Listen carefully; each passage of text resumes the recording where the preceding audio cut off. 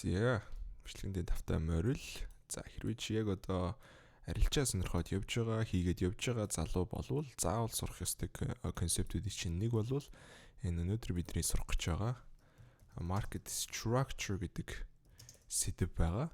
За тэгээд хэрвээ энэ сэдвийг мастралчих юм бол ер нь бол маш гүнзгий сайн суурьтай болж ийн гэж ойлгож болно.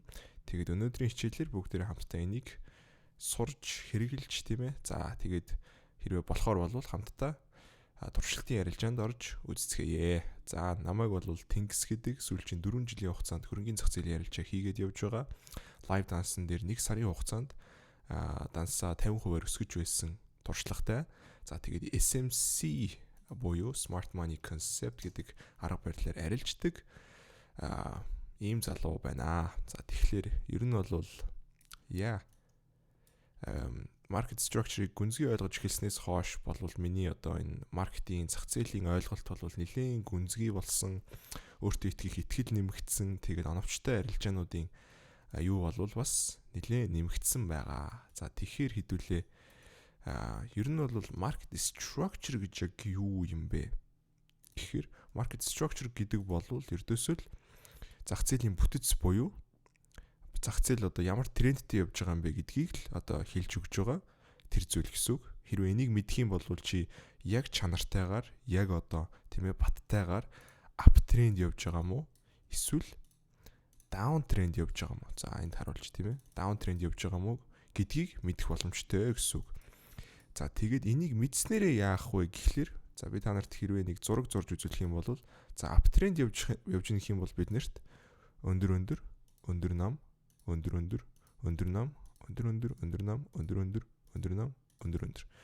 ингэж ап тренд явдаг тийм ээ. Энд байгаа одоо хамгийн чухал бидний мэдэх ёстой зүйл бол энийг юу гэдэг вэ?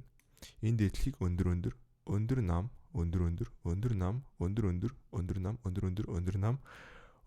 гэж хэлж байна тийм ээ. За тэгэхээр яадаг гэсэн үг. Ингэж бол market structure явдаг. Тэгээд энийг мэдснээрээ зах зээлийнхаа бүтцийг ойлгоснороо ямар трендтэй явж байгаа вэ гэдгийг мэдснээрээ ердөөсөө яах боломжтой вэ гэхэлэр зүгээр л яах боломжтой гэсэн үг. Одоо арилжаанд зөв чиглэл рүүгээ орох ёстой. Орж чадна гэсэн үг. Одоо ийм үг гэдэг шүү дээ. Trend is your friend гэдэг тийм ээ. Тэгэхээр энэ бол одоо шинэ арилжаачд маань эртнээс баримталж эхлэх юм бол ер нь нэлээд зүй ёсны одоо сайн гэсэн үг. Ягаад гэх юм бол тэгжиж та нарын юу ч нь бол нэмэгдэх байгаа. Одоо ашигын харьцаа гэдэг юм уу те. Одоо ашигтай хийж байгаа арилжааны оновч чинь бол ихсэх болно. За тэгвэл за трендээ ингэж тодорхойлснороо бид нар ер нь яаж орох гээд байгаа вэ гэхэлэр ердөөсөө л өндөр нам хийгээд дахиад өндөр нам хийнгүүт нь бид нар ийм арилжаанд орох гээд байна л гэсэн үг. Ердөөсөө л өмнөх өндөр намын доор тавьж өгөөд дараачийн хай хүртэл за эсвэл өмнөх хай хүртэл тийм ээ. Хэрвээ эрсдэл багтаа арилжаа гэх юм бол за энэ дээрээс гэх юм бол жишээлбэл өмнөх лөвийнхоо доор тавьж өглөө дараачийн өндөртэй чацуулж тавьж өглөө тийм ээ. Ингээд 1.6 ч гэдэг юм уу. Ингээд явдаг гэсэн үг ээ. За нэгдүгээрт за тэгвэл даун тренд тэгвэл яаж явдаг юм бэ? Зах зээлийн бүтэц бол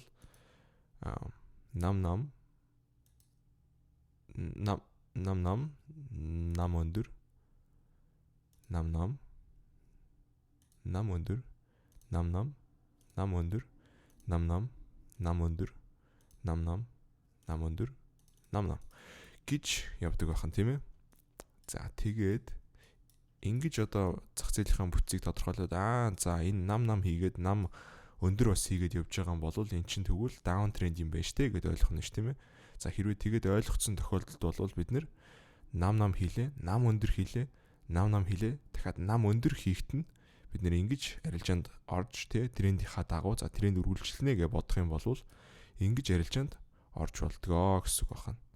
За ингээд дөнгөж саяны хийсэн нам руу бид нэр барьж болж ин за эсвэл дахиад жоох эрсдэл хүлээе гэх юм бол дараачийн шинээр гаргаж ирэх нам хүртэл барьж болдог байна. Ингээд 1.3 арилж. За эсвэл дахиад энэ дээр ирэх юм бол за энэ дээр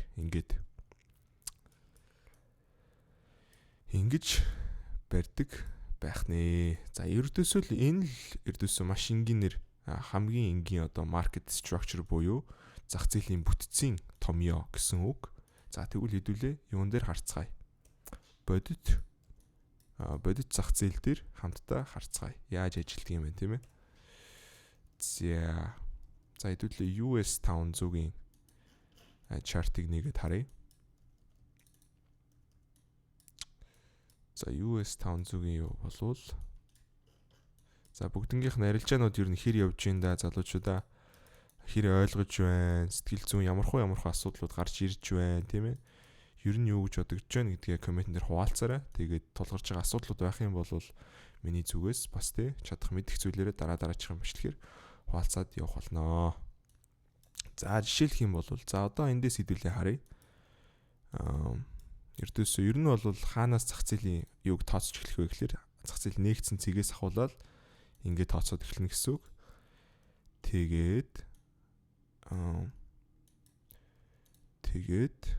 Тэгээд энэ дэшээ гаргаж ирлээ. Нам. Тий. Өнөөдөр яадаг л да одоо энэ зах зээлийн бүтцийг бол бүр нарийн шинжилдэг, тийм ээ. Одоо яг юуг нам гэж тооцох, юуг өндөр гэж тооцох ингээд. Гэхдээ тэрлүү бол бид нэр анхан шатанд бол орохгүй. Зүгээр нүдэн баримжаагаар одоогийн байдлаар за энд бол нэг иймэрхүү тренд яваад байгаа юм байна, тий. За одоо жишээлх юм бол тий. Энд биднэрт юу харагдаж байгаа вэ гэхээр шинээр өндөр гаргаж ирлээ. Өндөр нам энчээ гаргаж ирлээ, тийм ээ. За тэгээд дараачихаа энэ өндөр шинээр эвдэж гарч ирсэн цэг энд байна, тийм ээ. Шинээр өндөр хийгээд дахиад өндөр нам хийсэн байна. Энд ингэсэн байна шүү дээ, тийм ээ. За зүтэ 1 2 хоп. За ингээд орлоо. За эндээс дахиад хамгийн сүүлд үүсгэсэн өндрийг эвдээд дахиад шинээр өндөр хийгээд ингээд гих мэтчлэн ингээд бид нэр явна гэсэн үг. Тэгээд ингээд явсаар агаад тийм ээ. Тэгээд 7 хоног энтер дээр бол ер нь бол яадаг учраас тий баргийн хүн ярилж байхгүй учраас бид нэр заавал ер нь бол эндээс ахуулаад яагаад ах шаардлагагүй.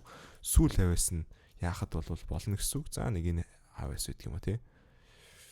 За энэ хавь руу ингэж гарч ирээд доошоо гарч ирээд окей. Higher low. Higher low, higher high. Lower low. Okay. Higher low. Higher low. Higher high. За 7 хоногоороо бол бид нэр зах зээл ямар хөө бүтцтэй явж байна одоо ямар тренд явж байна гэж харна гэсэн үг. Өндөр нам up trendтэй явж байна тийм ээ. За тэгээд миний хувьд бол энийг яах туртай вэ гэхээр энийг бол энэ дээр ингээд тавиад өгөх туртай. За энэ дээр тавьж өглөө. 1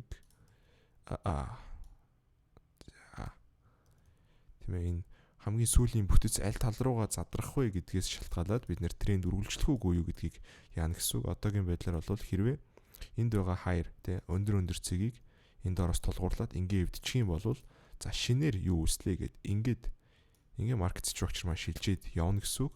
Тэгээ хизээ down trend руу орж эхлэх вэ гэхээр эндээс доошоо зөрчигдөөд тийм ээ хамгийн сүүлд үүсгэсэн нам цэгийг хөндлөхгүйгээр доошоо гарч ирэх юм бол бид нэр market structure эргэлээ гэж үзнэ.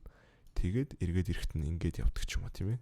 Гэсэн потенциалыг ингэж хардаг байх нэ. За тэгэхээр ерөнхийдөө бол ойлгож байгаа бох гэж найдаж байна, бодож байна залуучуудыгаа.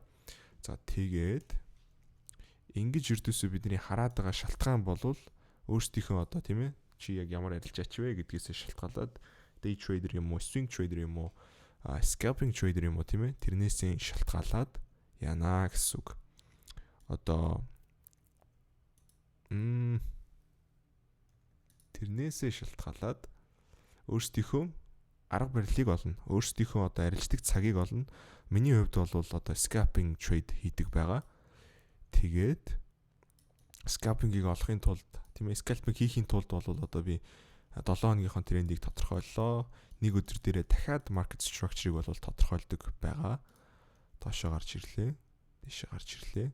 За энэ дээр бол хэдүүлээ хаанаас эхэлнэ гэсэн үг. За юугаа бол энэ одоо миний барьж байгаа бол weekly юу тийм ээ market structure. Одоо шинээр юу гаргаж ирнэ гэсэн үг daily. Ер нь бол ихэнх тохиолдолд нэх яагаад гэдэг юм дөө. Weekly юугийг бол яагаад гэдэг вэ? Weekly market structure-ыг бол зураад байдгүй. Би бол шууд нэг өдрөөс эхэлдэг. Цаг хэмнэхийн тулд тий scalp руу ордог учраас за ингээд хийдэг гэсэн үг. За higher low, higher high, higher low, higher high, higher low, higher high. За ингээд явж байгаа хань шүү дээ тийм ээ. Юуны хувьд бол бас их сонирхолтой л цэг дээр ирчихсэн байж байгаа юм байна. Тэгээд өндөр нам хийнгүүтээ protected low буюу хамгаалагдсан нам дахиад энэ доор бид нэр зурдаг байгаа. Тэр бол энэ ч байна гэсэн үг. Энэ хамгаалагдсан тий хоёр дахь намыг эвдснээрээ тренд жинхнээсээ эргэлээ гэж үздэг байгаа. Тэрнээс өмнөх одоо энд хийчихсэн байгаа нам бол хуурамчаар хамжина гэсэн үг байгаа. За тэгэхээр хэвлээ хамтдаа явж байгаа. Ер нь бол daily бол up trendтэй байгаа юм байна штэ. За тэгвэл одоо шууд daily-гээс миний хувьд бол 1 цаг руу ордог. 4 цаг бид нар шаардлагагүй. 4 цаг хитрхи одоо том байгаад байдаг. Тэгэхээр 1 цаг дээр бол маш гоё паттернууд харагддаг. Одоо жишээлбэл шууд л нүдэн дээр одоо ингээд ийм те bearish flag доошогоо задрах гэж байгаа. Юу харагдаж байна гэсэн үг. Ийм юу байж болж байна. За тэгэхээр 1 цаг дээрээ за daily бол дээшээгээ байж байгаа юм байна. 1 цаг дээрээ хэдүүлээ яагаад өгнө. Дахиад яг өнөөдрийн сурсан юу болох market structure-ыг хийгээд өгнө. Тийм ээ. Higher high, higher low. Higher high, higher low. Абиш lower low. Тэгээд lower high, lower low, lower high, lower low гэж орж ирээд дахиад higher high хийсэн байна. За энэ жах ямар сонио. Тэгээ higher high, higher low. Ер нь бол ингээд явж байгаа хнаш дээшгээ дахиад higher high. Ер нь бол их хигцэгтэй л мөч дээр ирсэн байгаа юм байна. Тэгээд ер нь бол хэдүүлээ гүнзгийрээд явах юм бол гүнзгий хичээлүүдээр бол юуг илүү суралцж ойлгоно гэсэн үг. Одоо энэ өмнөх protected хамгаалагдсан хаяыг хамангуудаа шингэн хамлалт гэдэг концепт бас байгаа. Шингэн хамлалтыг ингэж хийнгүүтээ өргөлж доошогоо эсрэг хөдөлгөөн үүсдэг. Тэгээ одоо бол энд байгаа хаяыг нөхчихсөн, энд байгаа хаяыг бас нөхчихсөн, энд байгаа хаяыг бас нөхчихсөн тийм ээ. Тэгээ яг одоогоор бол барьж байгаа аптрендийг тийм ээ. Өмнөх аптрендийн юу болвол хязгаарлаж байгаа дээд цэг болвол зөвхөн энэ байна гэсэн үг. За наашаа ингэ тавиад үгүй. Энэ байна гэсэн үг. Энэ эвдэгдэх юм бол аптрend дээшээ өргөлжилж гин гэж үзнэ. Энэ дээрээс хэрэг хөндлөгдөх юм бол хэдүүлээ бас доошоогоо явах магадaltaй байна гэж үзнэ гэсэн үг. Тэгээд одоо зүгээр л ингээл market structure гаргаад ирчихсэн байхад бид нэр ямар гоё ойлгомжтой байна тийм ээ. Ямар гоё олон боломж харагдаж байна. Хэдүүлээ 1 цаг дээрээ бас энэ хязгааруудаа зоож тавьж өгнө гэсэн үг. Өмнөх хаяа ингээд тавьчихсан. Одоо энд бол баг л шорт ярилж байгаа бол харж болохоор харагдаж штэ. 1 цаг дээр 6 минут үлдчихсэн. Өмнө ийм ойрхон шингэн амралтын цэгийг бас яачихсан. Гэтэ мэдээж бид нар харах хэрэгтэй л дээ. Одоо тийм ээ. Энэ шингэн амсан цэг дээрээс шингэн амралтын дээр stop loss-ыг тавьж өгөөд бид нэр за ойролцоогоор нэг юу гэдэг. Хамгийн ойрхон лөө. За энэ хүртлээр үл хідүүлж тийм ээ. Арайч болохгүй байж магадгүй л. За энэ хүртлээр гэдэг ч юм тийм ээ. Ингэж харж болноо гэсэн үг. Окей. За тэгэхээр ингээд market structure-ийн хичээлийг энэ хүрээд өндөрлөе. За тэгээд яг сериозны бүр системтэйгээр сураад явахыг хүсэж байгаа залуучууд байх юм бол 100% ганцаарчилж зааж өгч байгаа. Тэгээд доор линкээр уулзалт тавуулж болно. Тэгээд дараагийн хэмжлэг хүртэл түр бай.